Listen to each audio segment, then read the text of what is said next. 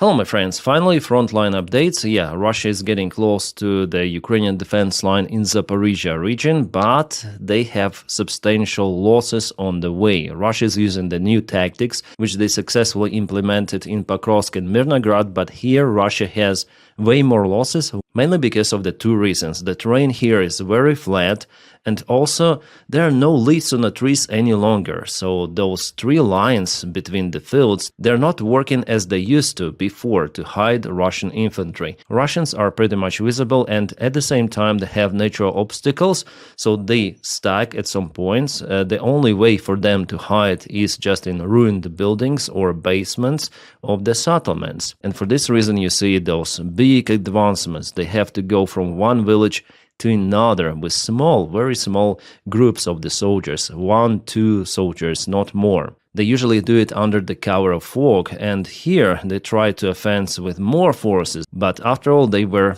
kaputted. So Russians went there to Oleksiivka village. The Ukrainian surveillance drones used the thermal cameras, and later on there was artillery fire. Also very precise drone fire later on, which caused kind of the big losses for Russians. Here Russians didn't use some clumsy tanks, no, they tried to advance faster than usual using Niva vehicles and some sort of the DIY buggy. Yeah, sorry, I had to apply my own censorship here, so you can see Niva vehicle, one more Niva vehicle converted to some sort of the pickup truck, and this is buggy. Well, here Ukrainian drone operators helped Russians as they can. It's getting cold in Ukraine, so they warmed up everything of that for Russians to feel more cozy, and it looks like they really enjoyed it. At least we haven't received any sort of the complaints from Russians, so I guess the job was done quite correctly. Our drone operators are really helpful. The position was geolocated, confirmed not just 3 vehicles Russia lost, but many more infantry. So we see that sometimes, many of the times, this infiltration tactics of the Russian forces is not working. Nevertheless, they are very close to Ruzzia. The Ruzzia village is already at the main defense line. You see this line over here, I hope you can see the blue line.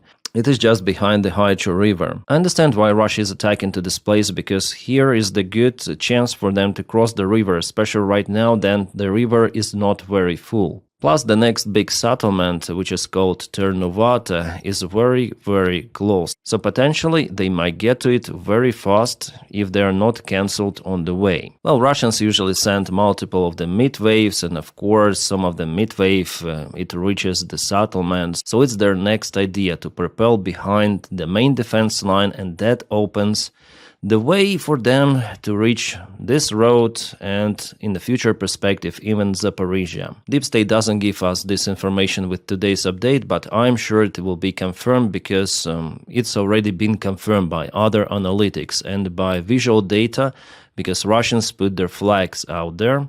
Here is the Russian flag, and it could be also the Russian special flag operation. Then they just sent a couple of the soldiers very far away, and they put their flags and they take their soldiers out, but usually in this direction it is not happening like that. The last time I saw those flag operations just for videos, it was in Sumy. Sometimes Ukraine also does those, but quite rarely. Mostly it's Russian type of getting the ground under control. And we're gonna speak about Kupiansk, by the way, today, because Putin claims that Russia occupied Kupiansk at the beginning of this month, on 4th of November, which is absolute bullshit, because we're gonna look through the Russian maps even, which shows that Kupiansk is not being occupied even today.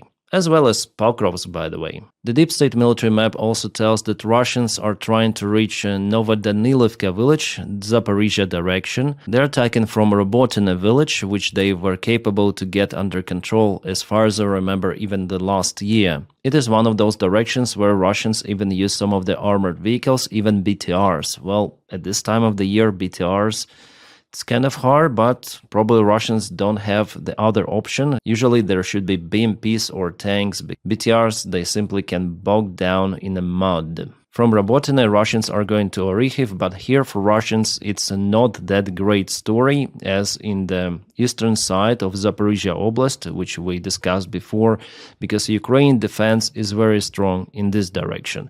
It was designed to withstand attacks coming from the south, And before, Russians lost in Malatekmachka multiple of the vehicles. Well, today one more MiG attack was repelled. And yeah, I have more news from that attack. More data is coming. There is the Russian infantry carrying vehicle, and definitely, oh my god, there was the infantry inside. A Ukrainian drone visited the Russian soldiers. They were too late to leave it. Okay. Yeah, kind of the nice fishing day for our guys out there. And if we go back to the previous front line, you may see that still Russians are trying to get more territories, and the Ukrainian defense here in this direction, Zaporizhia Oblast, it is kind of weak one. If we compare it to Pokrovsk and Dobropilya direction, unfortunately Ukraine still cannot stabilize the front line. We'll see if it is possible. Then Russians reached already the defense line. For Hulaypole direction, the situation is the same. There were no changes for the last 24 hours. Alright, now to Pokrovsk direction, there Ukraine tried to supply maybe Ukrainian group in Mirnograd or maybe withdraw the forces, but there are some of the vehicle losses on the way in or probably on the way out. I guess it's the new update. Let me check out this information. Yeah, it was presented by the Russian Rubicon. So if Russia deployed their most capable drone unit to the place, it means that they're getting serious to cut Ukrainian supplies. So this is the road, supply connection, and yeah, unfortunately, Russia causes some of the losses for Ukraine. It was a mistake done by Ukrainian command to keep forces for that long time in Mirnograd. They should have been withdrawn. Yeah, it's not the mistake similar to what happened in Bakhmut, but still it's too late. Well, here luckily the vehicle itself was abandoned by Ukrainians, clearly visible, there's no one inside. The vehicle itself stuck in the trench, as you might see, and was just finished by Russians, that's it. And the other vehicle was lost not far away from this industrial area. It was actually a supply truck there, interesting. So the drone hit likely not the Ukrainian infantry forces, which were very close, but it hit the top of this truck itself. So truck was disabled, but soldiers, they stayed alive. In the same video, I also see the Ukrainian tank, which is stuck in the mud. As Russians say, tank ВСУ застрявший в окопе. So tank that is stuck in a trench, again abandoned and was finished by the drone. Yeah, the situation in Pokrovsk is not that great for Ukraine, but Ukrainian drone operators also hunt Russian Rubicon drone operators. There were a few successful hits towards Rubicon operators, and also Ukraine is using gliding bombs. The deep state military map gives us this update that Russians moved towards the central part of Pokrovsk. Here you can see with the main forces, plus expanded the gray zone towards Rivne. Rivne is very close to Mirnograd, so Ukraine will have to withdraw, unfortunately with losses, its forces from Mirnograd. Also, Russians finally propelled towards Vladimirivka, and according to my information, there is also the presence of the Russian army in Shakhove. Yeah, occasional, but there could be expansion of the gray area towards Shakhove as well. Before, Ukraine was very successful in repelling this Russian attack towards Zoloty Kolodets, but Russia manages to take more ground over here. So couple of days ago, and it is today. You see that little by little Russia takes the ground in the northern area too, and for them it's crucial because they want to encircle. The main aim is to get control over Slavyansk, Kramatorsk, Drushkivka and Konstantinivka. Those are the main settlements for Ukrainian defense of Donbass in general. Today, Putin once again said openly that Russia is pretty much okay with this special military operation and how it is ongoing. They're pretty much satisfied, but if it is a peace deal, let it be a peace deal. So they don't really care about the goals of the special military operation should be achieved. And what he said, like Putin said personally about Kupiansk, that it has been grabbed by Russian hands. He said like that. Yeah, I know Russian, so I translated it for you. In other words, it was already occupied 2 weeks ago, which is absolute nonsense. Here we go, Kupiansk. If we check out the deep state military map, it's far from occupation. This settlement is quite big, yeah. It's not the biggest one, not like Bakhmut or something, but this part is totally under Ukrainian control behind Oskil River. So Russia controls how many percent? Maybe 40, if we count all of the gray area, maybe 60% of this city. But Putin claims that Russia established full control. And he says that Ukraine doesn't understand the situation on the ground. He definitely said like that today. And Ukraine is forcing its army to defend till the last soldier in those towns, villages, whatsoever. But actually with that, Putin shows that he doesn't know what is happening on the front lines, because even Russian maps, they show that there is no occupation of Kupiansk. Yeah, sometimes I look for the Russian military analytics, and that is what they draw, yeah? It's not the full occupation. Yeah, they draw more arrows, which are not being confirmed, but here the part, even on their maps, the part of the city is not yet being occupied. They even draw some of the counterattack attempts from Ukrainian side towards Peshane, towards Sobolevka, yeah. Well, for them, if they see the Russian flag put a few kilometers away from the main front line, they already put everything in red. It's the usual thing for Russians. But in reality, it's not like that. Those maps are hard to follow. They're kind of ugly, I would say. The deep state military map, even though it's not ideal, but at least it is understandable. And yeah, I understand that Russians will occupy Kupiansk. It's just a matter of time. But that is what Ukrainian strategy is. Exchange the territories for the time. Those are not just my words. The Ukrainian military command itself says like that. But you see, for example, if we take Pokrovsk, how long Russian army is fighting there for this settlement? How many soldiers did they lose? It's crazy, and imagine the number of the soldiers Russians will have to waste for Sloviansk, Kramatorsk, Dushkivka, Konstantinivka. In Konstantinivka, there are useless attempts to get into the settlement, numerous of those. And Putin today told about Kupiansk, one of the biggest armies in the world, yeah, as many say, the second one, which is not, says that they are capable to occupy Kupiansk, then the fact that they were not able to occupy it, that tells a lot about the capabilities in general of the Russian army. But somehow this Russian regime managed to brainwash maybe Vitkov, yeah, and Vitkov brainwashed his friend Trump that Russia is a mighty force. Russia will occupy Slavyansk, Kramatorsk, and everything of that very soon. That's what today Doni said during his press conference in Oval Office, that Russia will still occupy those territories. If Ukraine doesn't agree on the peace proposal, it is imminent. Yeah, it could be imminent, but what might happen to Russia in that case? How far Russian economy could struggle under sanctions, under Ukrainian strikes? How far Russian society could take those losses? Because those could be hundreds of thousands, actually, because this area is the most defended. And if nothing is happening in Russia just right now, everything looks more or less stable, but there are red flags everywhere and the signs that everything is not going according to plan.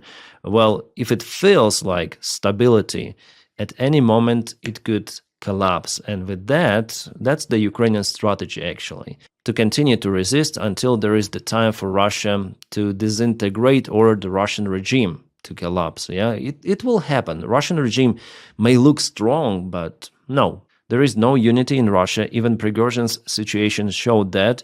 And also now there is a big scandal among military bloggers of the Russian Federation. They accuse each other of betrayal, and it seems like even the high Russian military command, including Gerasimov, they are not in favor of Putin any longer. Well, at least there are some of the articles out there in the Russian media blaming Gerasimov for abusing the power and corruption schemes. Well, I don't have the Russian keyboard. I'm sorry. I will do it from my phone. So here we have some of the articles on Russian media. Yeah, it's not the big media so far, but still we have it. Valery Gerasimov abused his power and put his lover Yelena Salifonova on a high-rank position in the Russian Defense Ministry. Article dated just a couple of days ago. But before that, just maybe Prigozhin criticized Gerasimov. He was in favor of Putin. But now something is happening. Maybe Putin is dissatisfied that Russians cannot take the settlements, Pokrovsk and everything de facto. And Gerasimov only draws the Russian gains on the map and then shows it to Putin.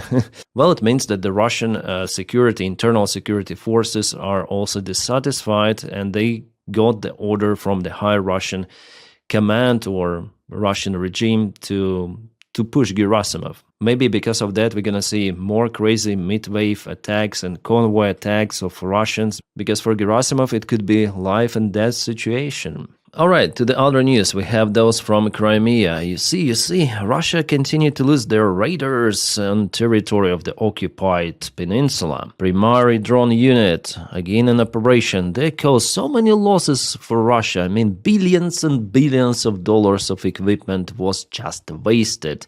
And Russians still cannot protect it. They don't have those anti-drone systems installed or even designed. That's why their air defense is pretty much a good prey for Ukrainian drone operators. That's the big dome of the big radar. Probably inside there was the Neba-U system.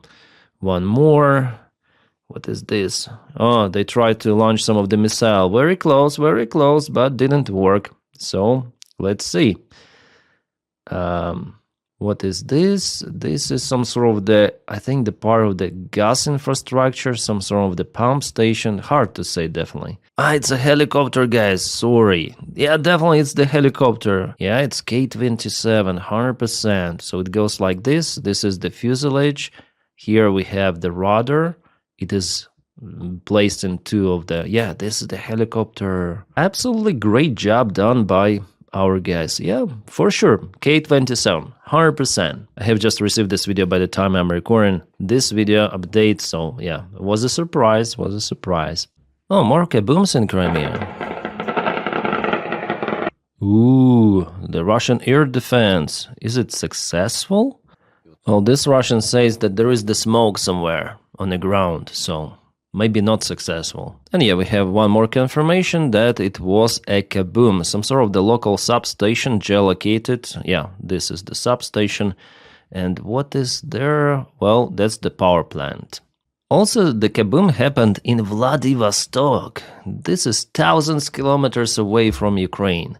Something was burning there, and it's hard to say what particularly. Local Telegram channels are concerned, but I don't have the confirmation of what was on fire there. Could be just a wildfire, kind of the big one. Couple of the words about this Trump's or maybe Putin's peace deal that was proposed to Ukraine. Well, Donny is sure that Ukraine should just take it. He says that there is no other choice for Ukraine. Well, yeah. Let it be like that. We already know the answer of Ukraine on that crazy proposal.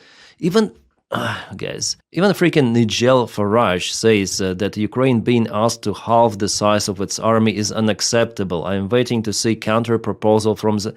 Like, if even Farage says about that, it tells a lot, yeah? Political with its title, Vitkov needs a psychiatrist. Yes, even I feel like some sort of the doctor when I speak about American politics, because it's how I don't have words to explain what is happening, like what is in their heads. Wow. I think I'll not put too much attention on that one, especially for this video. No, maybe next time in some of the update, but it's too much. After all, as I said in my yesterday's update, it's the big nothing burger. My friends, thank you so much for supporting my job on Patreon, and if you want to support it, the link for my Patreon is in the video description just below. Another alternate is membership. For membership, you may press join. Thank you guys, you make this content possible. And tomorrow, as usual, I'm gonna update you at least with one video, maybe two, we're gonna see, because the news are coming hour by hour around Ukraine. It's still a very hot topic after all of those years since the start of the full-scale aggression of Russia against Ukraine.